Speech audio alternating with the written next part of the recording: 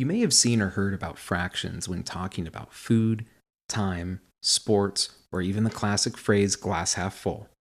Well, today, I'm going to show you that they're not that bad. Let's look at a simple way to think about them.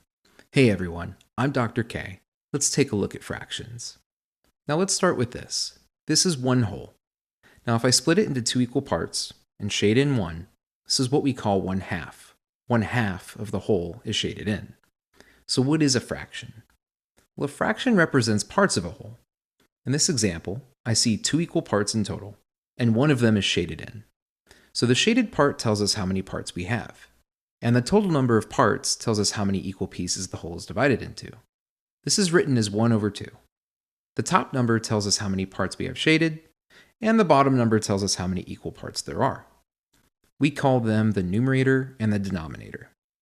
Let's look at another example. This fraction is 1/4. That means 1 out of 4 equal parts is shaded in. And notice, each piece is the same size. That's really important. Fractions are always based on equal parts. So here, the numerator is 1. That's the shaded part. And the denominator is 4. That's the total number of equal parts we have. So far, so good. But what happens if I shade in more parts? Now I don't have 1 out of 4.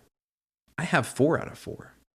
And when all of the parts of a fraction are shaded in, we're back to one whole. So a fraction is just how many parts you have out of how many equal parts there are. When you hear 1/2, that just means 1 out of 2 equal parts. In the next video, we'll focus on how the top number, the numerator, actually works. And if you want quick practice, be sure to check out my Fractions Shorts playlist. See you in the next video.